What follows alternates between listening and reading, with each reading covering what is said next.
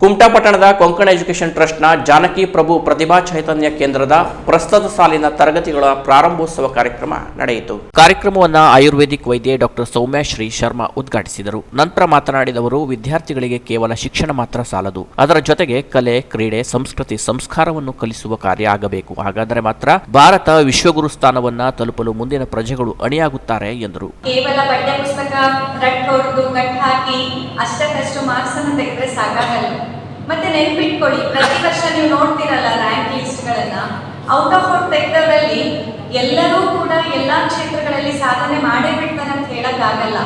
ಆದ್ರೆ ನೀವು ಬದುಕುವ ಕಲೆಯನ್ನ ಕಲ್ತ್ಕೊಂಡ್ರೆ, ಬೇರೆ ಬೇರೆ ರೀತಿಯಲ್ಲಿ ಸರಸ್ವತಿ ಆರಾಧನೆಯನ್ನ ಮಾಡಲಿಕ್ಕೆ ಈ ಕಲೆಗಳನ್ನು ಕಲ್ತ್ಕೊಂಡ್ರೆ ಅದು ನಿಮಗೆ ಜೀವನದ ಪಾಠವನ್ನ ಕೊಡುತ್ತೆ.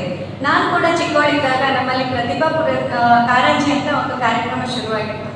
ಹೈಸ್ಕೂಲ್ನಲ್ಲಿ, ಪ್ರೈಮರಿಯಲ್ಲಿ ಇದ್ದಾಗಲಿದ್ದಾರೆ ಇರೋ ಎಲ್ಲ ಕಾಂಪಿಟೇಷನ್ಗೆ ಹೆಸರು ಕೊಡ್ತಿದ್ವಿ. ಎಷ್ಟರಲ್ಲಿ ಪಾಲ್ಗೊಳ್ಳಿಕ್ಕೆ ಅವಕಾಶ ಇದೆಯೋ ಅದೆಲ್ಲದರಲ್ಲಿ ಹೆಸರು ಕೊಡೋದು.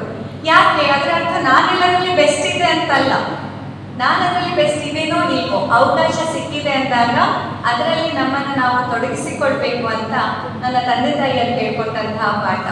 ಸಭೆಯ ಅಧ್ಯಕ್ಷತೆ ವಹಿಸಿದ್ದ ಸಂಸ್ಥೆಯ ವಿಶ್ವಸ್ತರಾದ ರಮೇಶ್ ಪ್ರಭು ಮಾತನಾಡಿ, ವಿದ್ಯಾರ್ಥಿಗಳು ಅತಿ ಹೆಚ್ಚು ಅಂಕ ಪಡೆಯುವ ಜೊತೆಗೆ ಯಾವುದಾದ್ರೂ ಒಂದು ಕಲೆಯನ್ನ ಕರಗತ ಮಾಡಿಕೊಂಡರೆ ಭವಿಷ್ಯದಲ್ಲಿ ಕೀರ್ತಿ ತಂದು ಕೊಡುತ್ತದೆ. ಪಾಲಕರು ತಮ್ಮ ಮಕ್ಕಳಲ್ಲಿರುವ ಕಲೆಯನ್ನ ಗುರುತಿಸಿ ಅಗತ್ಯ ವ್ಯವಸ್ಥೆ ಮಾಡಿಕೊಡಬೇಕು ಎಂದು ಮನವಿ ಮಾಡಿದರು. ಶಿಕ್ಷಕ ಗಣೇಶ್ ಜೋಶಿ ಪ್ರಾಸ್ತಾವಿಕವಾಗಿ ಮಾತನಾಡಿ, ಪರಿಪೂರ್ಣ ವ್ಯಕ್ತಿತ್ವ ಮಕ್ಕಳನ್ನು ರೂಪಿಸುವ ನಿಟ್ಟಿನಲ್ಲಿ ಸಂಸ್ಥೆಯ ಕಾರ್ಯದರ್ಶಿ ಮುರಳೀಧರ್ ಪ್ರಭು ಅವರು ತಮ್ಮ ತಾಯಿಯ ಹೆಸರಿನಲ್ಲಿ ಸ್ಥಾಪಿಸಿದ ಜಾನಕಿ ಪ್ರಭು ಪ್ರತಿಭಾ ಚೈತನ್ಯ ಕೇಂದ್ರದಲ್ಲಿ 400ಕ್ಕೂ ಹೆಚ್ಚು ವಿದ್ಯಾರ್ಥಿಗಳು ಅಭ್ಯಾಸ ಮಾಡುತ್ತಿದ್ದು, ಪಠ್ಯೇತರ ವಿಷಯದಲ್ಲಿ ಇಷ್ಟು ವಿದ್ಯಾರ್ಥಿಗಳು ಕಲಿಯುತ್ತಿರುವ ಏಕೈಕ ಸಂಸ್ಥೆ ಇದು ಎಂದು ಅಭಿಪ್ರಾಯಪಟ್ಟರು.